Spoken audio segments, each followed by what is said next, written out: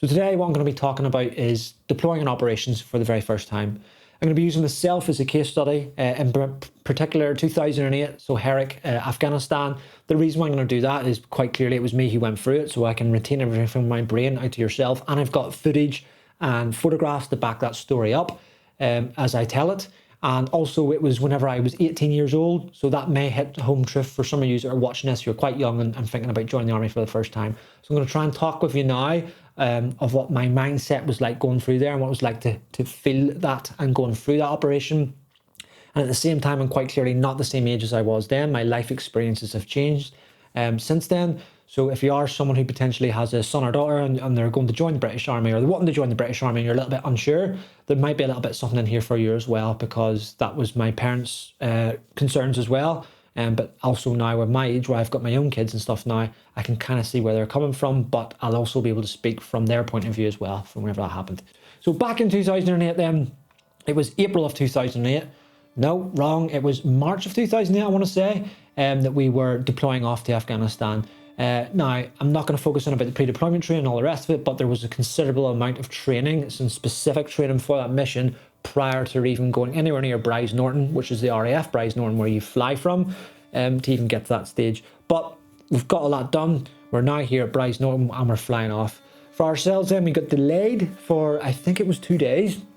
I'm back, I cannot remember the name of it. Anyone who's watching this, who's maybe a veteran or even in the RAF, can you tell me what that hotel is called in Bryce Norton? It's a military hotel. We got put up in there for like 2 or 3 days, I think it was, and we actually got on the beer and stuff. So it was like our very last chance to get amongst some beers before we left. And it was actually quite weird because there was loads of journalists and stuff there as well, who were also flying out to the theatre, because you got to remember back in them days it was very like on the news out there, and there's loads of stuff, loads of people going out there, whether they're contractors, regards to journalists or other sort of private agencies and all the rest of it, and then obviously us, the sort of military going out there. So spent a few days in there, and it was quite we had a beer, and then that was all like the adrenaline for going in there, and that quickly wore off, and you're sat on that same seat in that waiting, not in like a waiting lounge. The food wasn't great with the RAF, I'm sorry to say that, dudes, if you are listening to your RAF. And then we sort of sat around that lounge. We then sort of went, finally, the delay was no longer, and we flew out to Afghanistan. Did we stop off on the way there? Off the top of my head, we didn't stop off on the way there. We got a tri-star flight, which is basically a civilian type plane, but completely covered in grey, and it has a few countermeasures on it. But it's similar experience to civilian flying. The only difference is the people who attend you on the flight are in full jumpsuits, so they're not like your sort of traditional sort of what airliners would wear whenever they're sort of hosting you. We landed in Camp Bastion. No, sorry, we did not. We landed in Kandahar, and I think it was then from Kandahar then you jumped onto a C-17, I want to say it was. So that's like your traditional army plane, big grey, and more looks like a big army, big military plane, and has all the netting and stuff inside of it. And then you have, for that part of it is when you started wearing body armour and helmet and stuff. I'm sure whenever we arrived from Kandahar as well, after being there like half an hour, 40 minutes, there was an mortar alarm and we all had to take cover. Nothing landed on us, but I think it's just because of the threat in the area, then that alarm came off. So that was quite like a flip me, right, okay, we're now not on exercise only, we're actually in a war zone.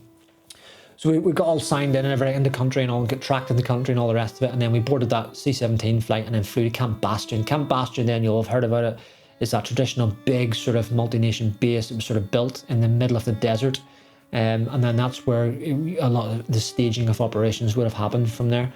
We landed there, we spent a little bit of time there, at least a week I want to say, and during there you're doing your final bits of training, so you're zeroing all your rifles, because it would have got bashed about a bit on the transit from the UK to there.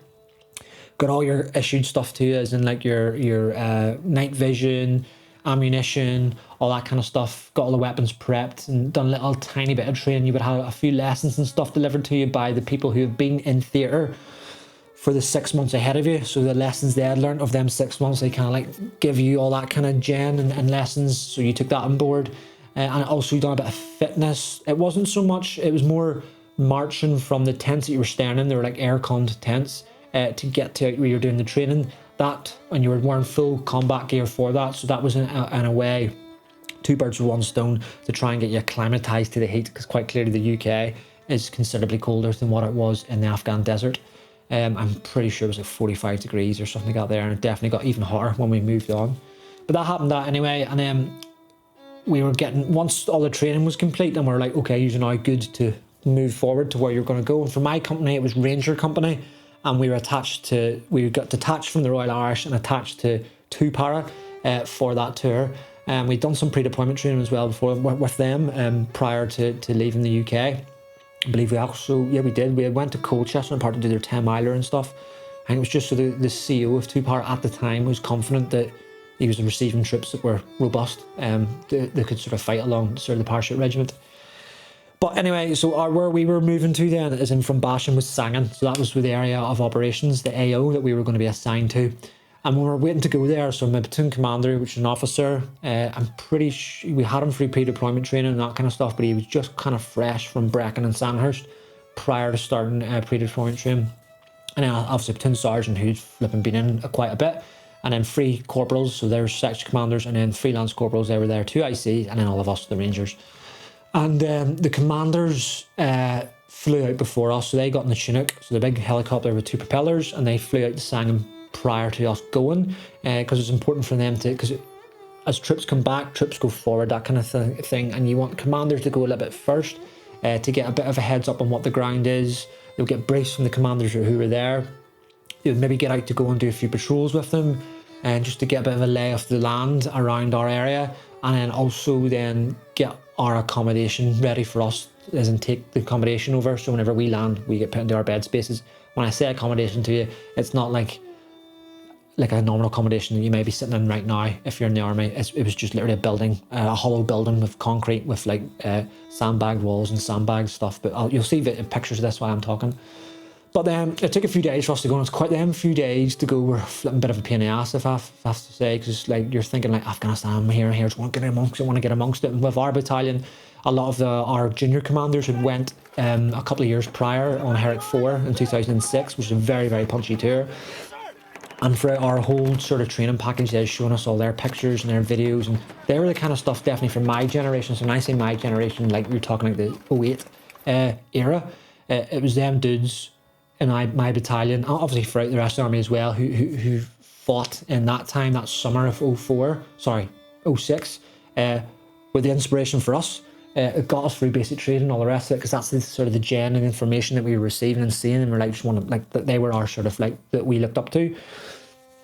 So that's all we thought when we got there. And it was a bit of an anticlimax when we arrived to Camp Bastion, and it was just seeing like, where's all this like war and everything? Everything's kind of, there's a Pizza Hut there, I'll throw a picture up of it there, and there was a NAFI there, there was all sorts of like, what is this kind of thing like?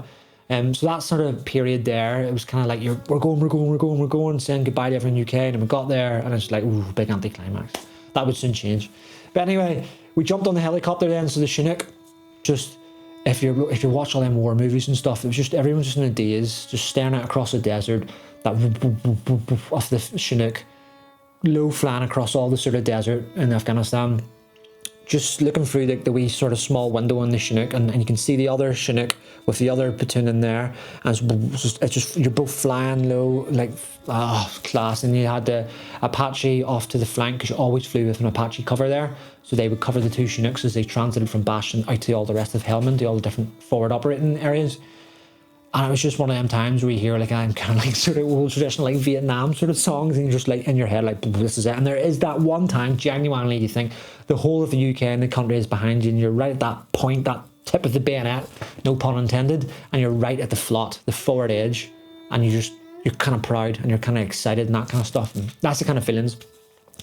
Landed down in Sangin DC, tailgate drops down, and then we're thinking, right, this is it, we're going to run off in here and it's going to be like, whoa. But then we were greeted by our guy, he's a screw in our stores, Joey Carragher was his name, gleaming guy.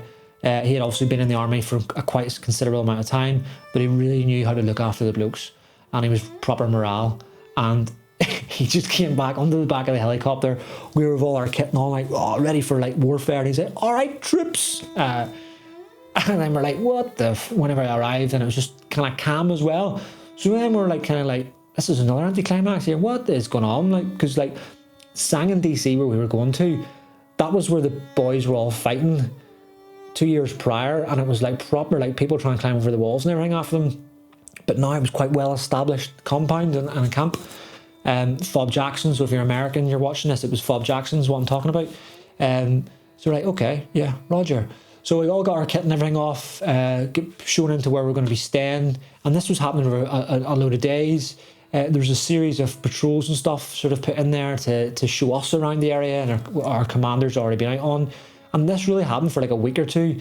And I can only perceive now as being, now I've been in the army quite a bit, so 18 years. Looking back then, I was only a ranger, so I didn't have a clue what was going on in the bigger, wider battle picture.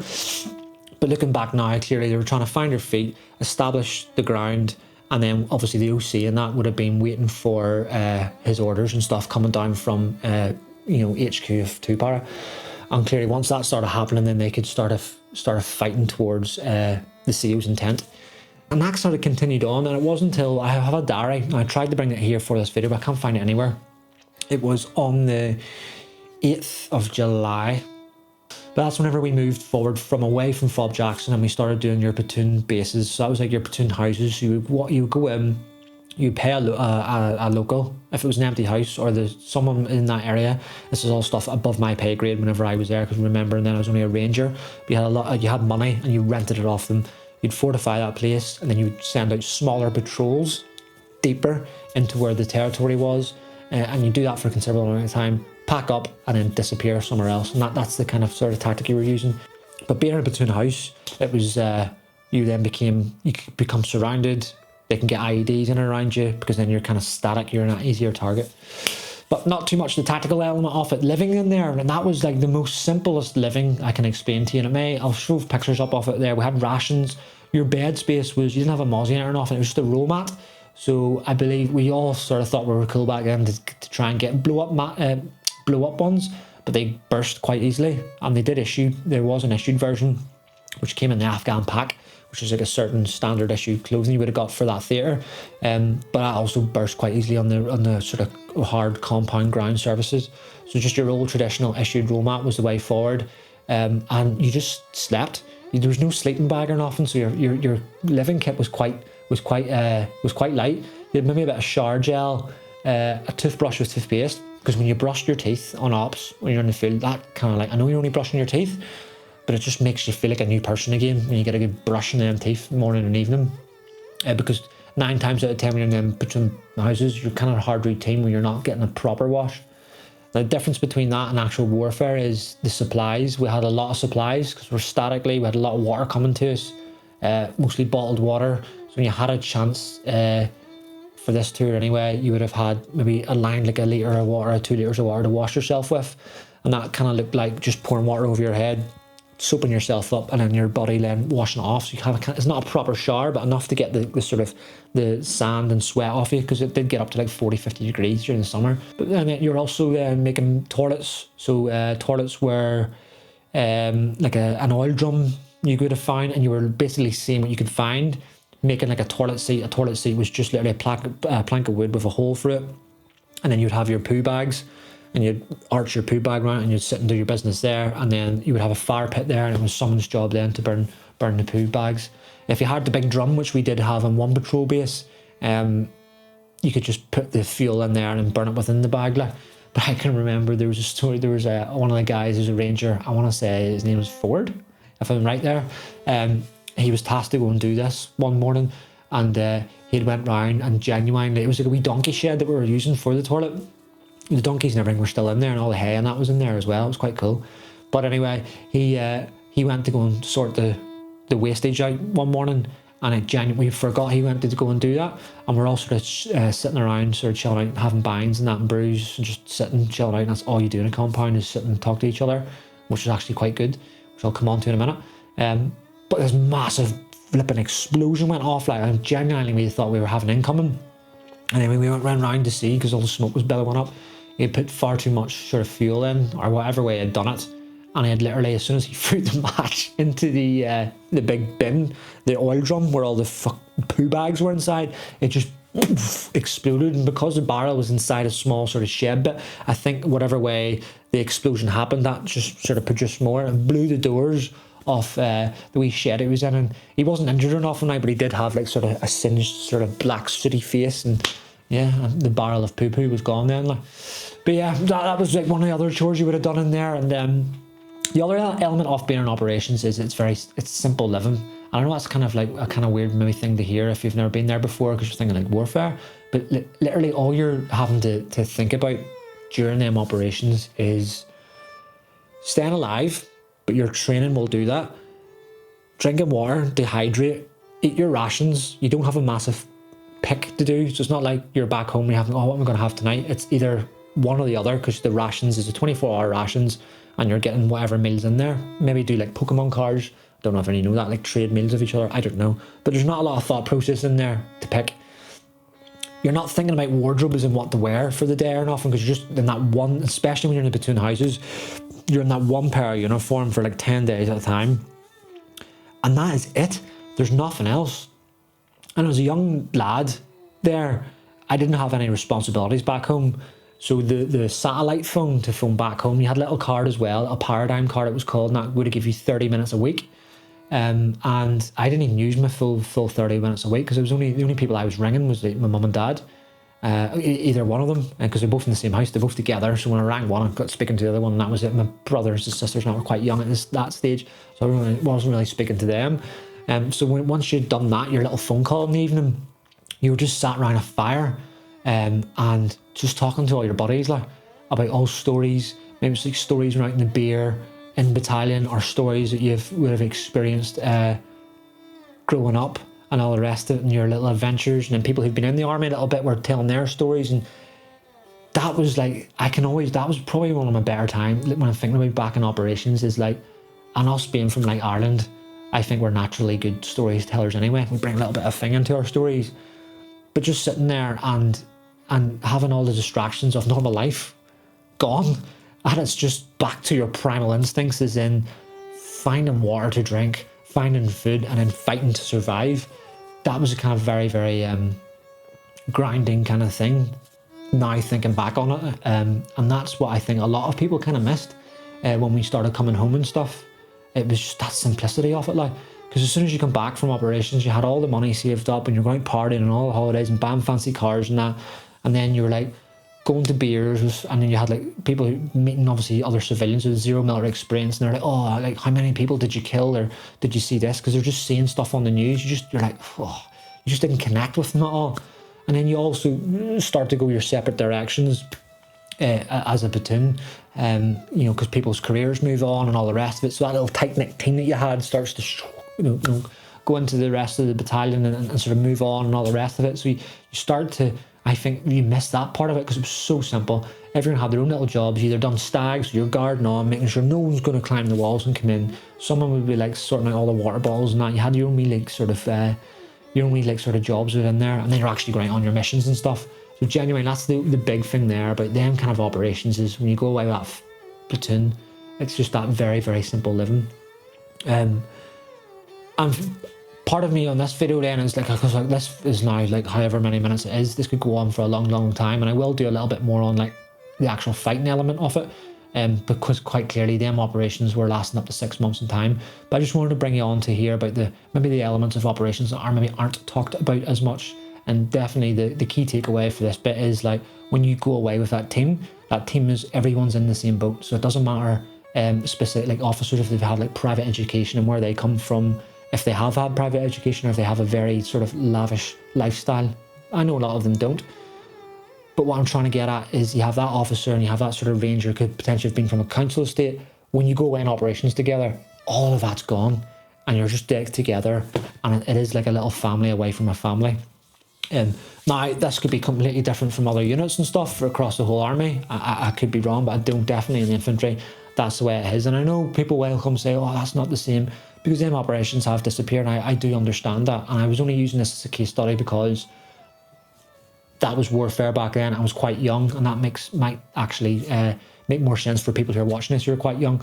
And if you do like this kind of video, please jump in the comments section and let me know below. Every video won't be like this, but sometimes it's good just to sort of unravel my experiences, because it may benefit someone in some way by hearing that kind of stuff, because it just genuinely is, a lifestyle, it's not a job. So by hearing it from loads of different people and different methods, it can really help people make that decision if they want to go and step up to serve. And the main thing about here is it's not trying to lavishly create a weird sort of narrative to pull you in, because what you want is, what I believe anyway, and which many other people who are serving will believe, that you want people to join who actually want to be there for the right reasons, because they're the people who are going to stick it out, and they're the people who are going to actually stand their ground when the going gets tough. So yeah, thanks very much for joining me, and I will see you again on the next video. See you then.